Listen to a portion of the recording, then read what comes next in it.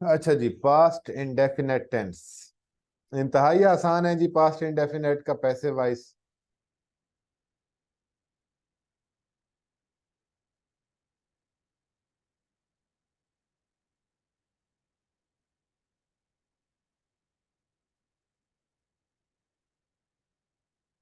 आपको याद होगा कि we use second form only in past indefinite tense, और वो भी इसके सादा फिक्रों में। ठीक है जी। पास्ट इंडेफिनेट से मुराद ये होता है कि ऐसा काम जो गुजरे हुए जमाने में हुआ हो, मतलब हो चुका हो माजी में। मसलन वो लाहौर गया, मैंने खाना खाया, तुम सोए, वो जागा, उसने वजू किया, उसने पानी पिया, अहमद ने कार चलाई, अ, नसीर ने चाय बनाई। ठीक है, तो मुख्तलिफ किस्म के आपके पास होते हैं सेंटेंसेस। इसमें जो सेंटेंस बनाने का तरीका था वो बड़ा आसान था। इसमें कोई हेल्पिंग वर्ब इस्तेमाल नहीं होता था। हम सिर्फ subject plus verb plus object ये स्ट्रक्चर इस्तेमाल करते थे, और इसमें हम सेकंड फॉर्म इस्तेमाल करते थे वर्ब की भी। अगर आपको याद हो, फॉर एग्जांपल हमने कहा जी, ही स्पोक ट्रूथ, उसने सच बोला। अच्छा, ये ट्रुथ नहीं होता जी। ठीक है, अक्सर लोग इसको ट्रुथ पढ़ते हैं, वो बड़ी कोई अजीब सी प्रोनाउंसिएशन हो जाती है। Its truth. ठीक है जी, ही स्पोक ट्रूथ। अच्छा, इसका जब हम नेगेटिव बनाते हैं ना, नेगेटिव, तो हम डिड नॉट इस्तेमाल करते हैं, और सवालिया में हम डिड इस्तेमाल करते हैं। ठीक है, लेकिन जब डिड नॉट और डिड इस्तेमाल करते हैं तो हम वर्ब की जो है वो फर्स्ट फॉर्म इस्तेमाल करते हैं। ये आपको याद होने चाहिए, क्योंकि ये याद होंगे तो तब आपको पता चलेगा कि ये किस टेंस का है और मैंने इसको पैसिव वॉइस में तब्दील कैसे करना है। ठीक है जी, he spoke truth, he did not speak truth. Spoke की जगह फिर अब स्पीक आ जाएगा जी।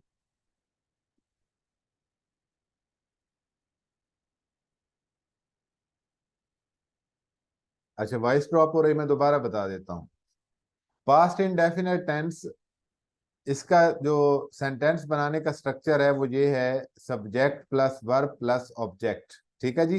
ये हम प्रेजेंट इंडेफिनेट का एक्टिव जो टेंसेस होते हैं उनकी बात कर रहे हैं, एक्टिव सेंटेंसेस की, पैसिव की नहीं, एक्टिव वॉइस की।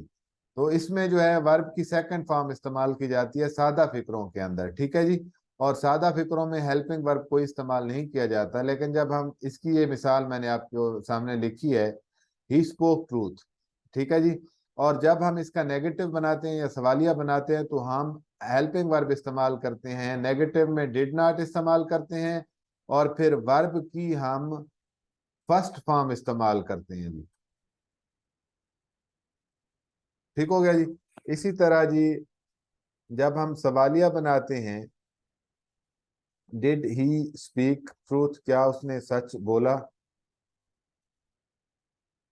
अगर वाई है तो जी उसने सच क्यों बोला, why did he speak truth.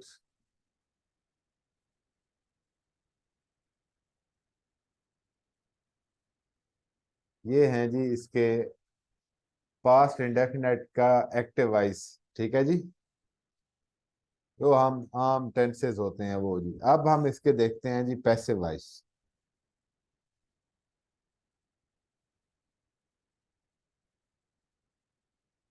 Passive voice इंतहाई आसान है जी। ठीक है, अब पैसिव वॉइस में हमने करना क्या है, हम सबसे पहले ऑब्जेक्ट को सब्जेक्ट बना देंगे, लेकिन इसके बाद हम हेल्पिंग वर्ब इस्तेमाल करेंगे जी। ठीक है, हेल्पिंग वर्ब इसमें हम कौन कौन से इस्तेमाल करते हैं जी? हेल्पिंग वर्ब इसमें दो इस्तेमाल होते हैं, एक वाज और एक वर।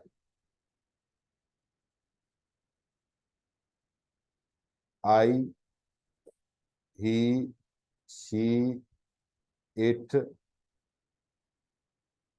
या सिंगुलर के साथ आपने आई वाज इस्तेमाल करना है। यू, दे, वी या जमा के साथ आपने वर इस्तेमाल करना है। We were, they were, you were, I was, he was, she was, Ali was. ठीक है जी। अगर दो होंगे, अकरम एंड असलम वर, तो ये आपने इस्तेमाल करना है जी। क्लियर हो गया? ये आपका स्ट्रक्चर है हेल्पिंग वर्ब। अच्छा, हेल्पिंग वर्ब के बाद आपने वर्ब इस्तेमाल करना है। वर्ब की आपने हमेशा थर्ड फॉर्म इस्तेमाल करनी है, उसके बाद बाय और उसके बाद ऑब्जेक्ट। ये आपका स्ट्रक्चर है जी। सिंपली पहला पहला जो हमारे पास सेंटेंस है, इसको हम तब्दील करते हैं जी। He spoke truth. ट्रूथ हमारा वहां पे ऑब्जेक्ट था, तो यहाँ पे सब्जेक्ट बन जाएगा जी। ये सिंगुलर है। सिंगुलर के बाद हमने वाज लगाना है। Truth was spoken by him. ठीक हो गया जी। अब जब हमने इसका नेगेटिव बनाना है, तो हमने वाज या वर, इसके बाद हमने नॉट लगा देना है। सिंपल सा तरीका है। डिड नॉट सादा फिक्रों में इस्तेमाल होगा, इधर नहीं होगा। फॉर एग्जांपल फिक्रा है, ही डिड नॉट स्पीक ट्रूथ। ये डिड नॉट हमें बता रहा है कि पास्ट इंडेफिनेट का फिक्रा है जी। ठीक है। दूसरी फॉर्म हमें बता रही है कि पास्ट इंडेफिनेट का फिक्रा है। यहां से हमें पता चलेगा कि ये पास्ट इंडेफिनेट का है। ठीक है जी। हैज, हैव और थर्ड फॉर्म होगी तो पता चलेगा कि ये प्रेजेंट परफेक्ट का फिक्रा है। तो हम हेल्पिंग वर्ब से अंदाजा लगाते हैं कि कौन सा टेंस है, फिर उसी हिसाब से हम कन्वर्जन करते हैं जी। ये फिक्रा है इसकी। अब हमने इसको हमने कन्वर्ट करना है, चेंज करना है। ट्रूथ,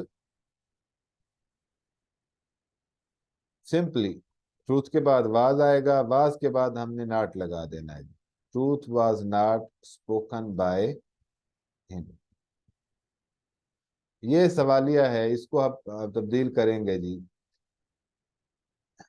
ये सिंपली इसको आप जो पहला पहला आपने किया है ना, पहला पहला ऊपर ऊपर देखें, ये जो आपने तब्दील किया है ना, इसमें इसका आप हेल्पिंग वर्ब उठा के शुरू में लगा दें तो आपका सवालिया बन जाएगा।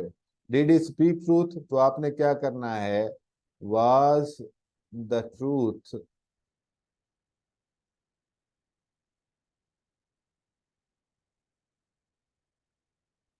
Spoken by him. और अगर वाई आ जाएगा तो वाई इससे भी पहले आ जाएगा कि why was the truth spoken by him. और अगर इसमें नॉट होगा जी, कि why did he not speak, तो हम लिखेंगे जी फिर वर्ब से पहले हम अपना नॉट लगा देंगे। वाई वाज द ट्रूथ, या सिर्फ ट्रूथ है जी, why was truth not spoken by him. Clear हो गया जी। तो ये है आपका पास्ट इंडेफिनेट और इसके पैसिव वॉइस जी। अब हम इसकी कुछ मजीद एग्जांपल्स करते हैं। आपको जो है मैं देता हूँ, आप उनको ट्राई करें।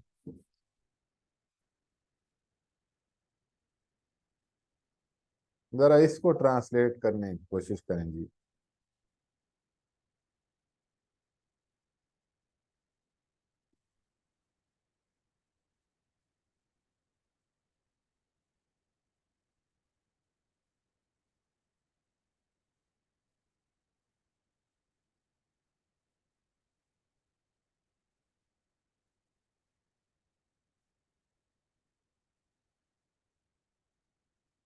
Why did Ali not try to solve the issue? बेशक आप इसका पहले सिंपल बना लें कि जी Ali tried to solve the issue, फिर उसका आप नफी बना लें, फिर सवालिया बना लें, फिर आसान होगा जी।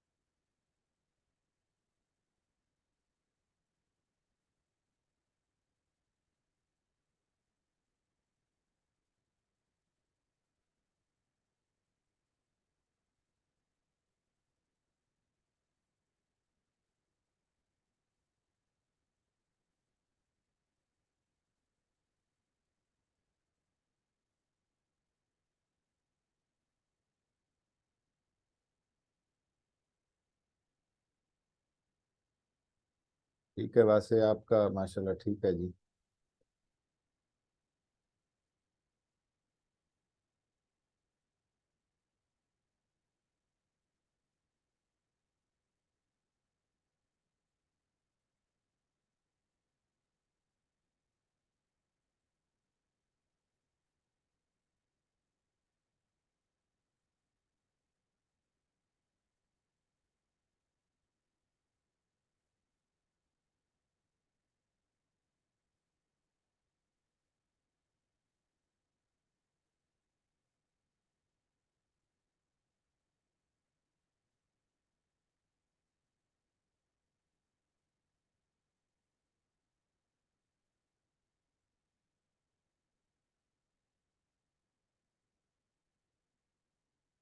ये देख लें, इसके साथ मैच कर लें।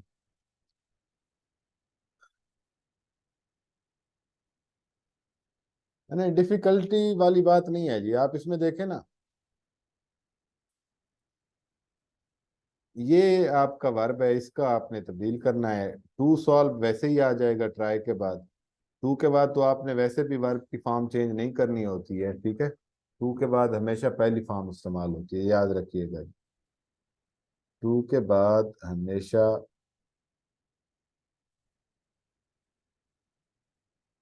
पहली फॉर्म इस्तेमाल की जाती है।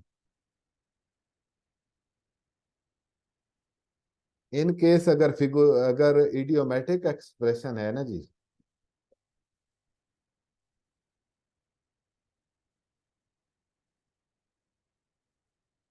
जिस तरह होता है विद द व्यू टू, ये एक इडियोमेटिक एक्सप्रेशन है। तो इसके बाद जब हम फर्स्ट वर्ब की फॉर्म इस्तेमाल करेंगे तो फिर आईएनजी होगी। इडियोमेटिक एक्सप्रेशन के बाद, मतलब अगर कोई इडियोमेटिक एक्सप्रेशन है, टू पे एंड हो रहा है, तो उसके बाद हमने वर्ब की फॉर्म लगानी है तो आईएनजी फॉर्म होगी, अदरवाइज टू के बाद पहली फॉर्म इस्तेमाल की जाती है। Why was issue not tried by Ali to solve. Tried to solve कर दें जी, ठीक है, ऐसे भी ठीक है, गलत नहीं है जी। अच्छा जी, नेक्स्ट।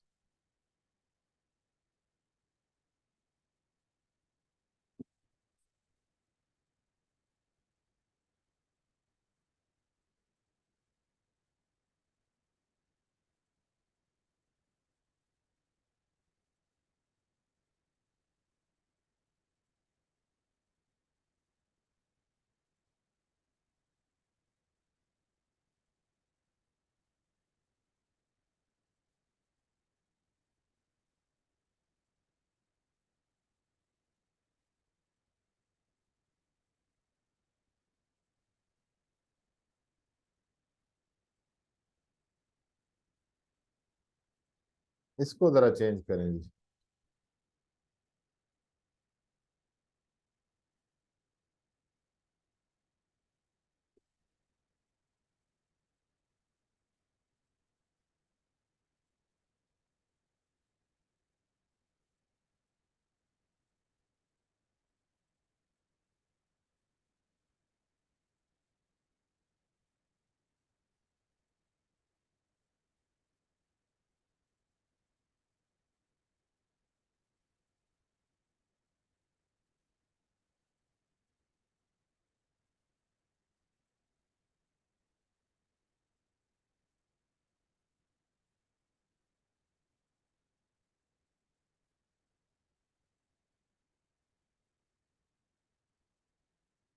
जी बिल्कुल जी, इंट्रांजिटिव है।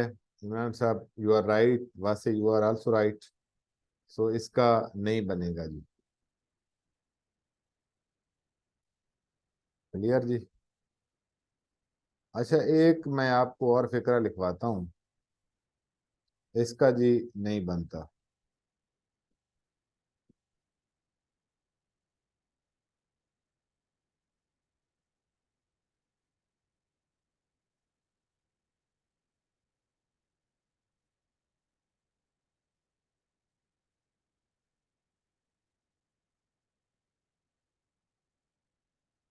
Birds flied quickly.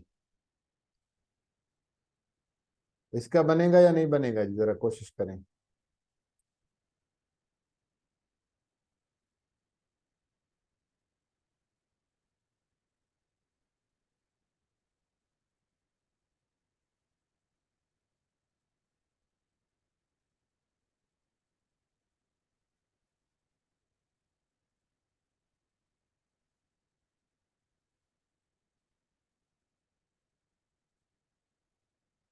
बिल्कुल नहीं बनेगा जी, क्योंकि ये भी इंट्रांजिटिव है जी।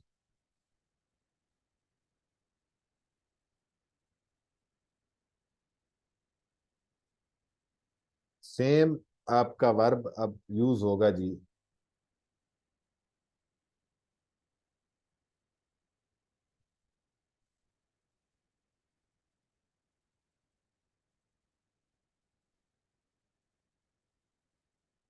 He flied a kite. Sorry, flight, ये गलत इस्तेमाल कर रहा हूँ जी, सॉरी। फ्लू जी। मैं खुद सोच रहा था कि कुछ गलत हो रहा है, लेकिन समझ नहीं आ रही थी जी, ये जी। ही flu a kite.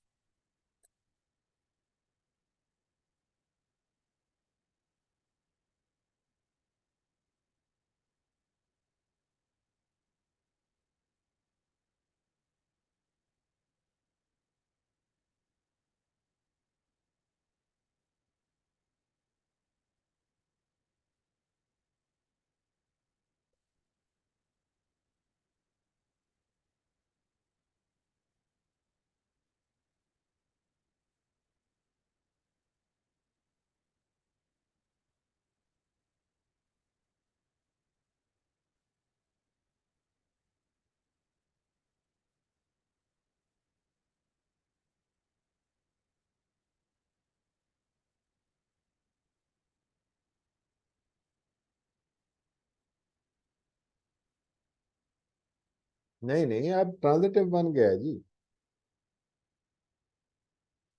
Fly, flew, flown. Flown होगी थर्ड फॉर्म वैसे। A kite was flown by him. जी जी। अब एक्शन देखे ना, वो ट्रांसफॉर्म हो रहा है, वो किस चीज को उड़ा रहा है, काइट को उड़ा रहा है, पतंग उड़ा रहा है। अ kite was flown by him.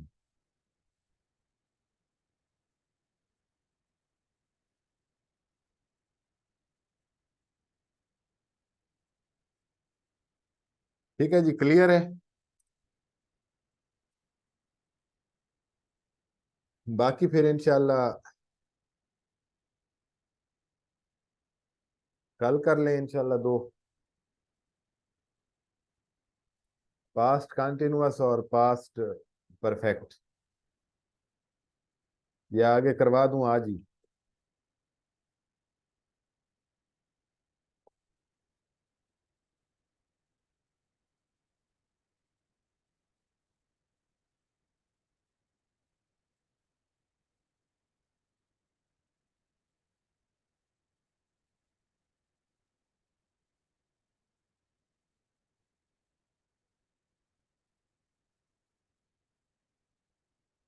चलें, जैसे आप कहें, मुझे तो कोई मसला नहीं है जी।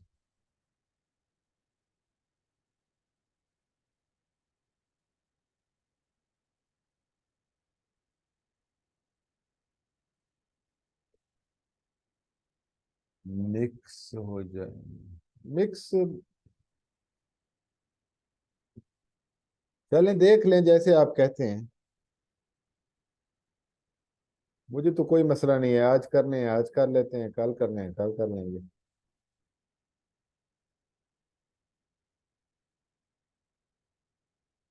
चलें फिर, ये आज वाले काफी हैं, अल्लाह ताला खैर करे, फिर कल मुलाकात करते हैं।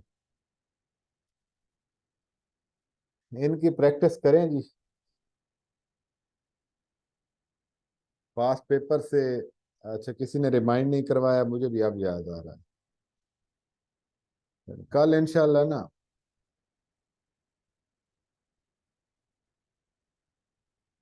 याद करवा दीजिएगा मुझे ये। वासे आप याद करवा देना यार। अब्दुल वासे साहब, कल कोई, हाँ, दिन को याद करवा दीजिएगा 10-11 बजे अगर आप।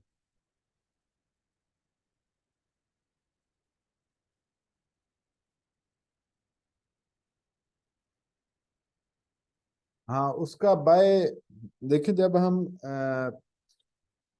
राइटिंग कर रहे होते हैं ना, जब हम कोई भी नैरेटिव टेक्निक यूज करते हैं तो उसमें हम पैसिव स्टाइल भी इस्तेमाल करते हैं। For example it is requested, ठीक है ना, इसमें बाय इस्तेमाल नहीं किया गया। लेकिन जब आप ऑब्जेक्ट इस्तेमाल करेंगे तो आप कहेंगे कि जी it is requested by the worthy principal, ठीक है जी, या it is requested by me. अगर आप ऑब्जेक्ट इस्तेमाल नहीं करते हैं राइटिंग के अंदर तो आप कह सकते हैं इट इज रिक्वेस्टेड, ठीक है जी। इस तरह से अगर वहां पे ऑब्जेक्ट आपने इस्तेमाल नहीं करना तो फिर बाय इस्तेमाल करने की जरूरत नहीं है। बाय सिर्फ इस्तेमाल होता है ऑब्जेक्ट के लिए, ठीक है, कि किस ऑब्जेक्ट के जरिए ये जो है वो पॉसिबल हो रही है चीज, सिर्फ ऑब्जेक्ट को रिलेट करने के लिए बाय इस्तेमाल करते हैं। मिसाल के तौर पे एक सेंटेंस है कि प्रेजेंटेशन पेश की गई, ठीक है जी, the presentation has been presented. अब वो किसने की ये नहीं है जी। मिसाल के तौर पे मैं कहता हूँ जब the presentation has been presented, यहाँ पे फिक्रा खत्म हो गया। मैं कहता हूँ जी अली ने प्रेजेंटेशन पेश की, the presentation has been presented by Ali. ये सिंपली, ये उर्दू में जो फिक्रात होते हैं ना पैसिव नेचर के, उनमें अक्सर जो है वो ऑब्जेक्ट नहीं इस्तेमाल किया जाता है, ठीक है।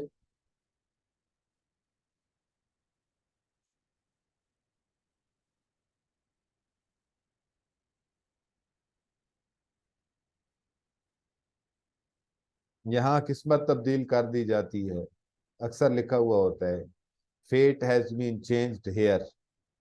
तो यहाँ वो उसने बताया नहीं है कि कौन चेंज करता है, ठीक है। डिफर करने के लिए कि एक्टिव वॉइस कौन सा है पैसिव वॉइस कौन सा है, पैसिव में आप थर्ड फॉर्म इस्तेमाल करते हैं, ठीक है, और हेल्पिंग वर्ब के बाद थर्ड फॉर्म इस्तेमाल की जाती है। हाँ, अगर हैज के बाद थर्ड फॉर्म है तो वो एक्टिव होगा, लेकिन हैज बीन के बाद अगर थर्ड फॉर्म है तो वो पैसिव होगा। सेंटेंस अपनी नेचर में बता रहा होता है कि वो पैसिव है या वो एक्टिव है। For example I request you, ये एक एक्टिव स्टेटमेंट है। अगर आप गौर करें ना कि आई रिक्वेस्ट यू, इसमें हमारी टोन भी एक्टिव है। और इट इज रिक्वेस्टेड, दरखास्त की जाती है, इसमें टोन भी पैसिव हो गई है। तो ये टोन बड़ा जो है टोन हमारी होती है, ये भी चीज़ों को डायरेक्ट कर रही होती है। टोन से भी हमें आइडिया हो रहा होता है। और जो हम टेंसेज करते हैं ना, आम जो टेंसेज हैं, तो आम टेंसेज में हमने पहले 12 टेंसेस किए हैं वो सारे एक्टिव थे, लेकिन उनका पैसिव हम जब बनाते हैं कि जब हमारा सब्जेक्ट पैसिव होता है। हाँ उर्दू में जाहिर सी बात है, मिसाल के तौर पे मेहनत की जाती है, ठीक है। आप जो है और भी सेंटेंसेस की एग्जांपल ले सकते हैं कि जी यहाँ खाना पकाया जाता है, ठीक है जी, the meal is cooked here. इस तरह के एग्जांपल। इंग्लिश में वैसे अगर उर्दू में फिक्रा होगा ना तो उसमें जो हमने पहचान पढ़ी थी, जितने भी वो सेंटेंसेस थे, सॉरी टेंसेस 12, उन 12 के 12 टेंसेस की जो पहचान हमने पढ़ी थी वो देखेंगे। इसके अलावा जब हम मैं आपको ये पैसिव जो है सिंपल पैसिव ये करवा दूंगा, जिसमें है कि मुख्तलिफ किस्म के सब्जेक्ट और कंप्लीमेंट वाले, वो फिक्रात करवा दूंगा, वो फिर आपको आसानी हो जाएगी। अदरवाइज तो यही है कि टेंसेस वाले जो फिक्रे होते हैं वो एक्टिव फॉर्म में होते हैं, ठीक है, उनकी जो पहचान होती है हम वही जो है इस्तेमाल करते हैं। अदरवाइज वो जो है वो पैसिव में इस्तेमाल किए जाते हैं। बाद औक़ात इज़ेमार और सिंपल जो है वो स्टेटमेंट होती है कि जी ये मेरा घर है, दिस इज़ माई हाउस। तो ये यहाँ पे जो है आप वो कम्प्लीमेंट इस्तेमाल करते हैं और उस सेंटेंस को उस सेंटेंस की ट्रांसलेशन करते हैं। तो इसके बाद वो मैं इंशाल्लाह आपको बता दूंगा, जब वो बताऊंगा तो बिल्कुल क्लियर हो जाएंगे।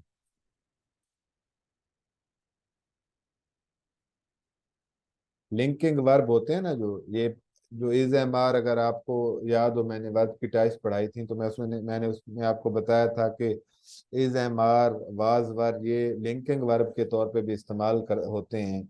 ये सब्जेक्ट और कंप्लीमेंट को आपस में जोड़ते हैं, ठीक है। तो ऐसे फिक्रे भी होते हैं।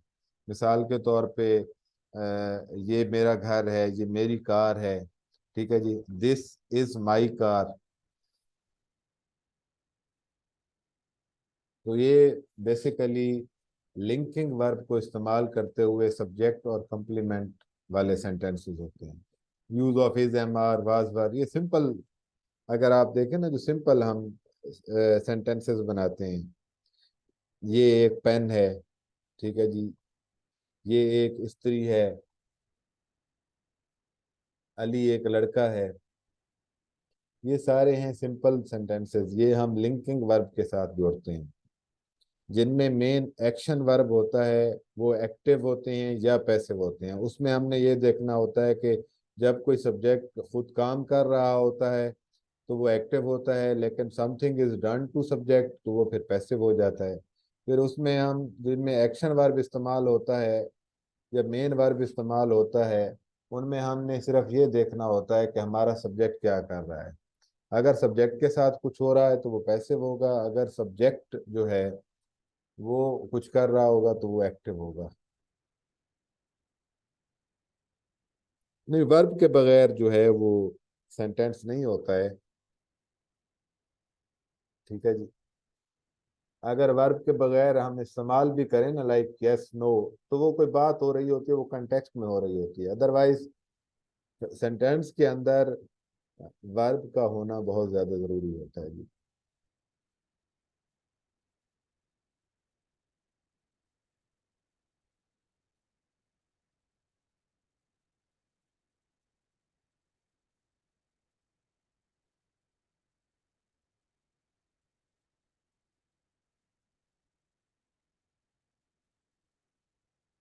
उर्दू में देख लेना कि पाकिस्तान में बुजुर्गों की खिदमत की जाती है, ठीक है जी। अगर आप कहें कि जी लोग खिदमत करते हैं, ये एक्टिव स्टेट है जी। बुजुर्गों की खिदमत की जाती है तो ये पैसिव बन गया, ठीक है जी। इस तरह से उर्दू में फिक्रात होते हैं।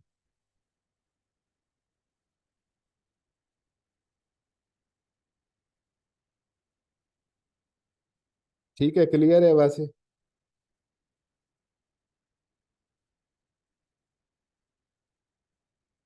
चलिए, और किसी का कोई क्वेश्चन है तो पूछ ले, नहीं तो फिर मीटिंग एंड करते हैं, कल फिर इंशाल्लाह मुलाकात करेंगे।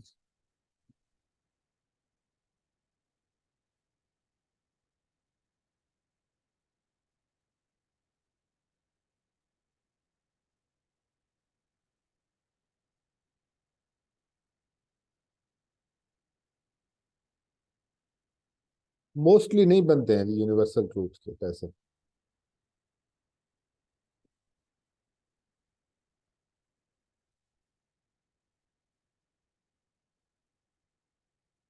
वो यूनिवर्सल जो होते हैं ना, वो असर्टिव सेंटेंसेस होते हैं बुनियादी तौर पे।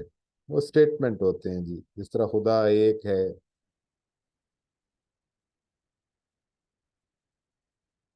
सच कड़वा होता है, इस तरह की। सूरज मशरक से निकलता है, सूरज मगरिब में गरूब होता है।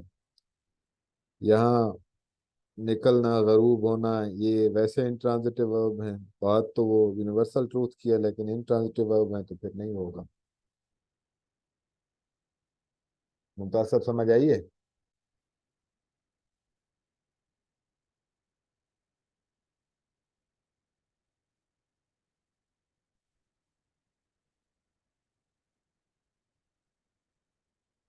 चलें जी, अल्लाह पाक सलामत रखे आपको। और किसी का कोई क्वेश्चन है तो पूछ लें।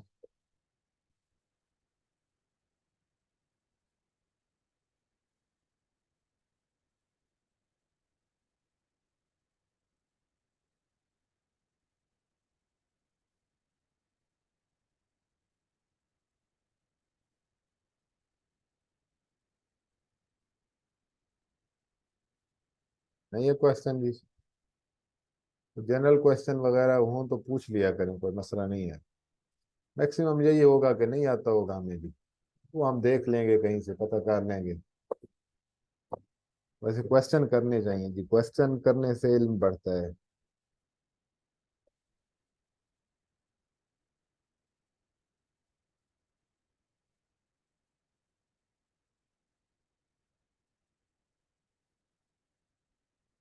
चलें ठीक है जी, फिर अल्लाह ताला खैर करे। ठीक है वैसे, ठीक है जी।